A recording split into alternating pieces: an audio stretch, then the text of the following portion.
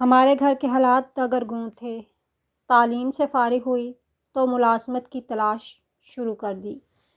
کچھ تگ و دو کے بعد ایک اسکول میں بطور ٹیچر ملازمت مل گئی۔ ڈوبتے کو تنکے کا سہارا۔ میں نے بھی برے حالات میں کنارے کا سانپ پکڑ لیا۔ ایم اے پاس کرنے کے بعد ایک پرائمری اسکول میں ٹیچر لگی، وہ بھی بہت قلیل تنخواہ پر۔ پھر بھی رب کا شکر بجا لائی کہ چلو کچھ پیسے تو ہاتھ آ ہی جائیں گے۔ ابو کی پینشن کے ساتھ گھر کے راشن میں بھی اپنا حصہ ڈالوں گی۔ اسکول کی ڈیوٹی کے بعد میں محلے کے بچوں کو بھی ٹیوشن پڑھانے لگی۔ اس سے کچھ اضافی آمدنی ہوتی تو چھوٹے بھائی کی اسکول کی فیس ادا ہو جاتی۔ ایک روز میری ایک شاگرد رقیہ جو گھر پر ٹیوشن پڑھنے آتی تھی نے کہا، مس کیا آپ میری ایک سہیلی کو پڑھا دیں گی؟ ہاں کیوں نہیں، کل اسے اپنے ساتھ لے آنا۔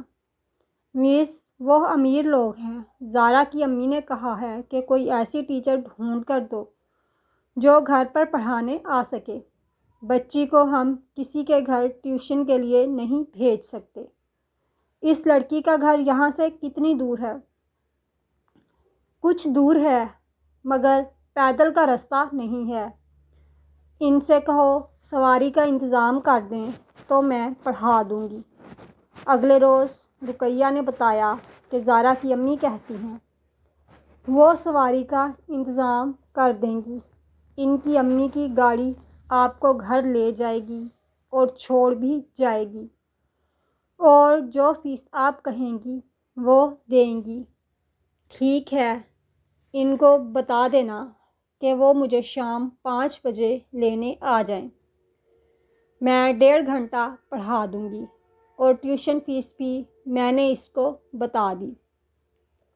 اگلے روز زارا کی امی ڈرائیور کے ساتھ آ گئیں۔ وہ ایک اچھی اور ملنسار خاتون تھیں۔ بچی بھی ان کے ساتھ آئی تھی۔ میں نے زارا کو ٹیوشن دینا قبول کر لیا۔ ان کا بنگلہ شہر کے ایک عمدہ علاقے میں تھا جس کو نہایت خوبصورتی سے سنوارا گیا تھا۔ دبیز، نرم، خوش رنگ، قیمتی قالین، فانوسوں سے مزین چھتیں۔ مجھے ملازمہ نے ایک کمرے میں بٹھایا جو مشرقی طرز پر آراستہ تھا۔ یہ زارا کی امی کا کمرہ تھا۔ انہوں نے روایتی طریقے سے قالین بچھا کر اس پر خوش رنگ گاؤ تکیے رکھے ہوئے تھے۔ اس کمرے میں ٹیک لگا کر ٹانگیں پسار کر بھی بیٹھ سکتے تھے۔ میز کرسیوں کا تکلف نہیں تھا۔ تھوڑی دیر بعد خاتون قیمتی زیورات پہنے سفید ساڑھی میں ملبوس تشریف لائیں۔ ہمارے گھر تو وہ سادہ لباس میں آئی تھیں۔ آج شام شاید ان کو کہیں تقریب میں جانا تھا، مگر زارا نہیں جا رہی تھی کیونکہ اسے مجھ سے پڑھنا تھا۔ وہ ایک سلجھی ہوئی اور خوبصورت لڑکی تھی۔ پہلی نظر میں ہی وہ مجھے اچھی لگی۔ اب میں روز شام کو مقررہ وقت پر اسے پڑھانے کو جانے لگی۔ پہلے میری خاطر تواضع کی جاتی، پھر پڑھائی شروع ہوتی۔ جلد ہی میں نے جان لیا یہ لڑکی نہ صرف سنجیدہ مزاج ہے بلکہ دوسروں کا خیال رکھنے والی، باادب اور بے حد حساس بھی ہے۔ وہ ایسی شاگرد تھی جس کا مجھے خاص خیال رکھنا پڑتا تھا اور وہ بھی میرا خاص خیال رکھتی۔ اپنے والدین کی واحد چشم و چراغ کے والد محض میٹرک پاس تھے جبکہ ماں نے BA کیا تھا۔ رشتہ دار ہونے کی وجہ سے زارا کی والدہ کا رشتہ ان کے چچا زاد یعنی زارا کے ابو سے ہو گیا تھا۔ تعلیم اور ذہنی سوچ کے لحاظ سے دونوں میں زمین و آسمان کا فرق تھا۔ زارا کے والد کو اپنے باپ دادا سے ورثے میں بہت سی زمین اور جائیداد اور چلتا ہوا کاروبار ملا تو دولت ان کے گھر کی باندی بن کر رہنے لگی۔ اس کے والد موسیقی کے دل دادا تھے۔ گھر میں جھولا پڑا ہوا تھا اور بے شمار ریکارڈ رکھے تھے۔ ان دنوں VCR وغیرہ نہیں تھے۔ زارا کی امی ہلکے رنگ کے نفیس اور خوبصورت لباس زیب تن کرتیں۔ شوہر کی گاڑی علیحدہ تھی، بیگم کی علیحدہ، ڈرائیور بھی دونوں کے الگ الگ تھے۔ اس کے علاوہ بھی کام کاج کے لیے ملازمائیں اور نوکر وغیرہ تھے۔ زارا کی امی گھر کا کام کاج نہیں کرتی تھیں، کھانا پکانا بھی باورچن کے ذمہ تھا۔ زارا بہت ہونہار نکلی۔ وہ اچھے خاصے افسانے اور کہانیاں لکھ لیتی تھی۔ انگریزی میں البتہ قدرے کمزور تھی، لیکن اپنی ذہانت کی بنا پر تھوڑے دنوں میں اچھی خاصی انگریزی اس نے سیکھ لی۔ اب میں اس کی کارکردگی سے مطمئن ہو گئی۔ مجھے زارا کو پڑھاتے ہوئے ابھی 2 ماہ گزرے تھے کہ اس گھر میں مجھے ایک نوجوان لڑکی دکھائی دی۔ جب میں نے زارا سے اس کے بارے میں پوچھا تو اس نے بتایا کہ ہمارے پڑوس والا جو پرانا مکان ہے، یہ لڑکی اسی مکان میں رہتی ہے۔ اس کا باپ ضعیف تھا۔ سال بھر پہلے ہمارے اس ضعیف پڑوسی نے ابو کو بلا بھیجا اور اپنی بیٹی کا ہاتھ پکڑ کر میرے والد کے ہاتھ میں دے دیا اور کہا کہ میرا وقت قریب آ گیا ہے، یہ میری بیٹی نور ہے، میری وفات کے بعد یہ مکان فروخت کر کے اس کا نکاح کسی نیک لڑکے سے کر دینا۔ ایسی ہی باتیں کرتا ہوا وہ بیچارہ چند روز بعد وفات پا گیا۔ اس کی وفات کے چند ماہ بعد ابو نے نور کی شادی اپنے ایک جاننے والے سے کر دی، لیکن یہ وہاں خوش نہیں اور نہ ہی اسے اولاد ہوئی ہے۔ یہ اکثر یہاں آ جاتی ہے اور ہمارے ساتھ ہی رہتی ہے۔ امی اس کو اپنی بیٹی کی طرح چاہتی ہیں۔ سردیوں کے دن تھے۔ اسکولوں میں موسم سرما کی چھٹیاں تھیں۔ اب نور نے باقاعدہ زارا کے گھر میں رہائش اختیار کر لی تھی۔ وہ بھرے بھرے جسم کی خوش شکل لڑکی تھی، سفید رنگت، گھنگھریالے بال، آنکھیں بڑی بڑی اور سیاہ، عنابی لبوں پر ہلکی ہلکی مسکراہٹ جس کے گول چہرے کو اور زیادہ پرکشش بناتی تھی۔ اکثر سجی بنی اور چوڑیاں ہاتھ بھر کر پہنتی تھی، جن کی جھنکار پورے گھر میں وقفے وقفے سے سنائی دیتی تھی۔ ایک دن ہم دھوپ میں بیٹھے پڑھائی میں مشغول تھے کہ زارا نے اچانک مجھ سے عجیب بات کہی، مس، ابو اس نور کو بہت چاہتے ہیں، اسے اپنے کمرے میں بلا لیتے ہیں، کیا ایسا کرنا ٹھیک ہے؟ اگر ٹھیک ہے تو امی اس بات سے کیوں پریشان رہتی ہیں؟ نور کو تمہارے والد نے بیٹی بنایا ہے تو اس لیے اس کا خیال رکھتے ہیں۔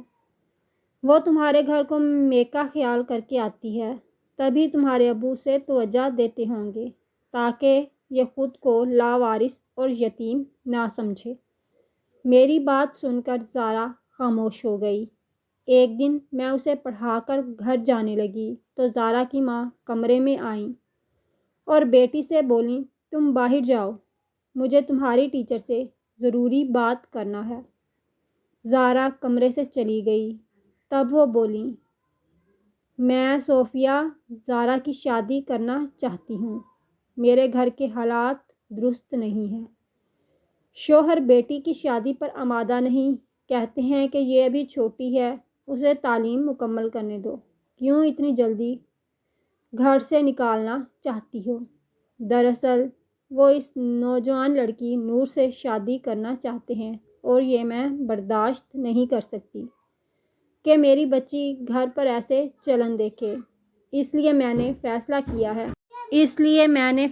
کیا ہے کہ فوراً اس کی شادی کر دوں۔ تمہاری نظر میں کوئی اچھا لڑکا ہو تو بتاؤ۔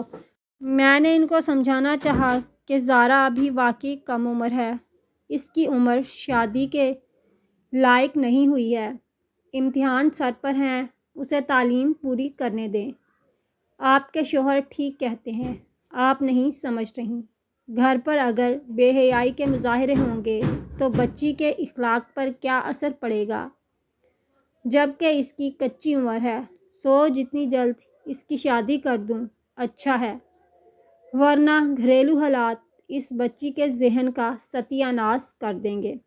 فرخندہ بیگم نے مزید کہا، اکثر جب نور ان کے کمرے میں ہوتی ہے، میرے شوہر بلا جھجک دروازہ بند کر دیتے ہیں تو میری بچی تجسس میں بے قراری سے گھر میں ٹہلتی ہے اور کبھی کبھی کھڑکیوں کی درزوں سے کمرے میں جھانکنے کی کوشش کرتی ہے۔ اس خوف سے میں کہیں گھر کے باہر بھی نہیں جا سکتی۔ اب فروری کا مہینہ تھا، مارچ شروع ہونے والا تھا اور سالانہ امتحانات سر پر تھے۔ زارا بہت اپسیٹ رہتی تھی، وہ پڑھائی پر بالکل توجہ نہیں دے رہی تھی اور میں فکر مند تھی کہیں کم نمبر نہ لائے ورنہ میری بھی سبکی ہوگی۔ اتوار کی چھٹی تھی، پیر کی شام کو گئی تو گھر سے ڈھولک کی آواز آ رہی تھی۔ 5-6 لڑکیاں زارا کے کمرے میں اسے مہندی لگا رہی تھیں۔ میں حیران رہ گئی، پتہ چلا کہ رشتہ طے ہو گیا ہے۔ میں نے اس کی ماں کو مبارکباد دی۔ انہوں نے بتایا کہ 2 ہفتے بعد شادی ہے۔ اب پڑھائی کہاں ہونی تھی؟ 15 سال کے قریب بچی کی عمر اور لڑکا وہ 40 برس کا ہے۔ زارا کی ایک سہیلی نے بتایا رنڈوا ہے مگر دولت مند بہت ہے۔ کہاں پھنسا دیا تھا لڑکی کی ماں نے اس کو۔ مارچ آیا، امتحان ہوئے اور جس دن زارا کا نتیجہ تھا اسی دن اس کی شادی تھی۔ اسکول سے پتہ چلا کہ اچھے نمبروں میں پاس ہوئی ہے۔ وہ ہونہار بچی پڑھائی کی شوقین تھی۔ خیر، ہم اس سلسلے میں کیا کر سکتے تھے؟ ادھر لڑکی کی رخصتی ہوئی، ادھر چند دن بعد ہی اس کے باپ نے بیوی کی مار کٹائی شروع کر دی۔ کچن میں کام کرنے والی اور کھانا بنانے والی ملازمہ کو چھٹی دے دی گئی۔ گھر کا سارا کام کاج، چولہا اور کچن کی صفائی بیگم کے سپرد۔ بیگم فیضان اب چولہا صاف کر رہی ہیں، دونوں وقت روٹیاں پکا رہی ہیں، جبکہ اس سے پہلے انہوں نے باورچی خانے کی شکل ہی دیکھی تھی۔ میں نے زارا کو ٹیوشن پڑھائی تھی۔ میرا اس کا استاد اور شاگرد کا رشتہ تھا۔ مجھ کو زارا سے بہت انس ہو گیا تھا۔ تبھی جب میں نے یہ خبر سنی تب سے میرا چین سکون ختم ہو گیا تھا۔ جلد بازی میں کی گئی اس بے جوڑ شادی کے بعد جب زارا نے اپنے دولہا کی شکل دیکھی تو وہ رونے لگی۔ وہ اس کے قابل نہ تھا، نہ ہی وہ اس کم سن دوشیزہ کے خوابوں کا شہزادہ تھا، بلکہ شادی کے لائق ہی نہ تھا۔ وہ جب اس کی طرف ہاتھ بڑھاتا زارا پھوٹ پھوٹ کر رونے لگتی۔ کم سن دلہن سے اپنی مرحومی کا بدلہ لینے کے لیے اس نے زارا پر اتنی سختی کی کہ وہ ڈپریشن میں چلی گئی۔ نوبت یہاں تک پہنچی کہ بچی نے 2 بار خودکشی کی کوشش کی۔ پہلی بار اس خودکشی کے بارے میں اس کے والدین کو اطلاع نہ دی گئی۔ زارا کے شوہر نے معاملے کو چھپایا، مگر دوسری بار سب کو خبر ہو گئی کیونکہ جان بچانے والے ڈاکٹر نے خود زارا کے والدین سے رابطہ کیا۔ ماں روئی لیکن باپ کیا توجہ دیتا۔ بیوی سے کہا کہ جب سب تمہارا کیا دھرا ہے اب خود سوگ مناؤ۔ میں نے تو منع کیا تھا کہ ابھی اس کی شادی کی عمر نہیں ہے، تمہیں ہی جلدی پڑی تھی۔ مجھے جو رشتہ ملا میں نے بیاہ دی کہ عمر زیادہ ہے تو کیا ہوا، آدمی دولت مند ہے، یہ عیش کرے گی، ملکوں کی سیر کرے گی۔ مگر اس نے تو وہاں جا کر سوگ منانا شروع کر دیا۔ شوہر کو سکون نہ ملے تو یہی ہوتا ہے پھر۔ زارا کا باپ نئی بیوی کے چاؤ میں گم رہا۔ فرخندہ شوہر سے ناراض ہو کر اپنے ایک رشتہ دار کے ہاں جا چکی تھی۔ نہایت خوبصورت، با سلیقہ اور جوان عورت شوہر کی بے وفائی اور بے توجہی سے چند دنوں میں مرجھا کر رہ گئی۔ وہ نحیف و نزار وقت سے پہلے بوڑھی نظر آنے لگی۔ ایک روز کچھ سودا سلف لینے بازار جانے کو نکلی۔ قدم دہلیز پر رکھا ہی تھا کہ ایک چھوٹے سے زہریلے سانپ نے پاؤں پر ڈس لیا۔ اس کی سمجھ میں ہی نہ آیا کہ اس کے ساتھ کیا ہوا ہے۔ اس کا چچا زاد اسی وقت گھر آیا، دیکھا کہ فرخندہ دہلیز پر پاؤں پکڑے کھڑی ہے تو اس نے سہارا دے کر اٹھانا چاہا، مگر وہ اٹھ ہی نہ پا رہی تھی۔ تبھی بیوی کو آواز دی۔ دونوں نے مل کر اسے پلنگ پر ڈالا اور وہ ڈاکٹر کو لینے دوڑا، لیکن ڈاکٹر کے آنے تک اس کی روح قفس عنصری سے پرواز کر چکی تھی۔ اس ساری کہانی میں سب سے المیہ کردار زارا کا رہا، جسے اس کو طلاق دے دی اور وہ اپنے باپ کے گھر آ گئی۔ باپ دوسری بیوی سے صاحب اولاد ہوا تو زارا سے بالکل غافل ہو گیا۔ اس پر مالی خولیا کے دورے پڑنے لگے۔ حالت ایسی ہو گئی کہ پہروں فضاؤں میں دیوانوں کی طرح گھورتی رہتی، منہ ہی منہ میں بڑبڑاتی، ہفتوں منہ ہاتھ نہ دھوتی اور نہ کپڑے بدلتی، بال الجھے ہوئے ایک جگہ بیٹھتی تو گھنٹوں وہاں ہی بیٹھی رہتی، اور نور اپنے 2 چھوٹے جڑواں بچوں کی دیکھ بھال میں مصروف رہتی۔ زارا سوکھ کر ہڈیوں کا ڈھانچہ رہ گئی۔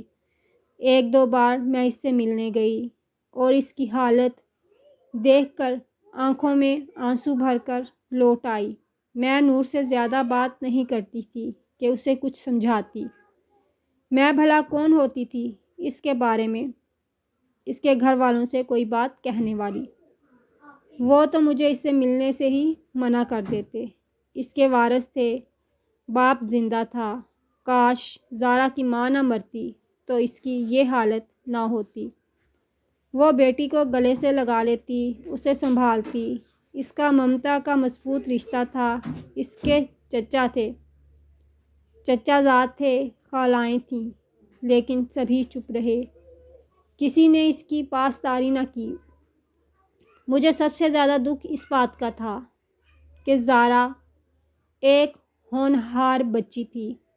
اگر اعلیٰ تعلیم حاصل کر لیتی تو ضرور ملک کا نام روشن کرتی، اچھی ڈاکٹر یا ماہر تعلیم بن سکتی تھی۔ مگر افسوس، ایک مرد کی خود غرضی کی بھینٹ چڑھ گئی، اور وہ مرد کبھی اس کا اپنا باپ تھا۔ نور سے اس کے 5 بچے ہو گئے تو اس شخص نے زارا کو بھلا دیا۔ اتنا نظر انداز کیا گیا اسے کہ دیکھنے والے اسے پاگل کہنے لگے۔ نہ کھاتی پیتی اور نہ کپڑے بدلتی۔ ناخن بڑھ گئے تو ستیلی ماں نے ان کو کاٹنے کی زحمت بھی نہ کی۔ سر میں جوئیں پڑ گئیں، بجائے سر کی صفائی کرتے انہوں نے اس کے خوبصورت لمبے بال ہی کاٹ دیے۔ جس روز اس کے بال کاٹے جا رہے تھے وہ پھوٹ پھوٹ کر رو رہی تھی۔ آخر اسے اتنی تو سمجھ تھی کہ اس کے پیارے خوبصورت بالوں پر سر مونڈنے کی مشین پھیری جا رہی ہے۔ پھر ایک دن اس کے والد نے بغرض علاج اسے پاگل خانے داخل کرا دیا۔ اس کے بعد کیا ہوا، علاج ہوا یا نہیں، میں نہیں جانتی کہ میں اس کے گھر اب نہیں جا سکتی تھی، کیونکہ نور برا مانتی تھی۔ اب گھر پر اس کا راج تھا، وہی اس گھر کی مالکہ تھی، جس کو چاہتی آنے دیتی، جس کو چاہتی نہ ملتی۔ کتنے برس گزر گئے، میری شادی ہو گئی، بچے ہو گئے، اب بھی میں اس معصوم پیاری سی لڑکی کو نہیں بھول سکی۔